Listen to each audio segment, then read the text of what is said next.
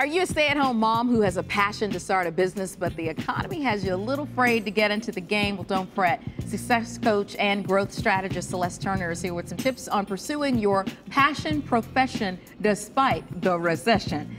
Thanks for coming in. I love seeing it. How'd you come up with that? Well, yeah, a little Jesse Jackson. Yeah, it was like Jesse Jackson inspired, right? Something catchy for TV. If you have a passion. No, I'm joking. Okay. Seriously, let's talk about the things that you have to look at before starting your own business. First up being the economy. Yeah.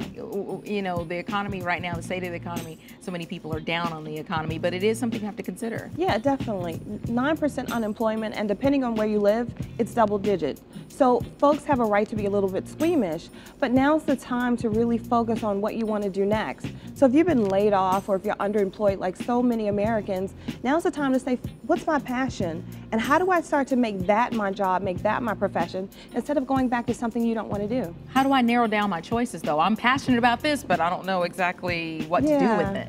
Well, I always tell people to try two things. The first thing is, on a sheet of paper, write this statement. If money wasn't an issue, what would I do? What business would I have?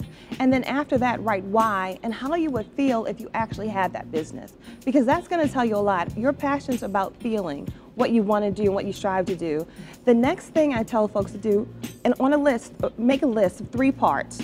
First part, you write a child, the next part teenager, then the next part adult. And then under each one of those, write what you love to do at each stage of life.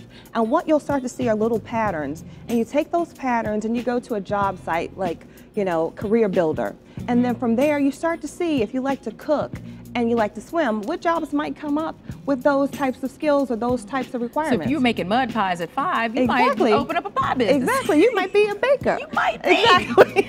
Okay, so that's why you go back to childhood to look at those things. Okay. So once you have all that information though, you can't just go start this business. You're saying still go to these job hunting sites. Exactly. Why so? Well, you go to the job hunting sites because for a lot of small businesses, you are your first employee.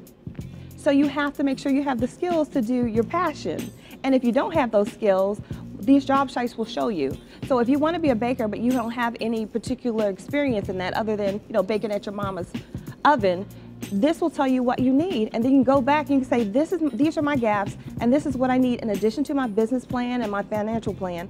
I need this to start that business. You need to learn how to measure flour. Thank you so much, Celeste. Thank you. Ladies, for more information on Celeste's tips and starting your own business, head over to galtime.com right now.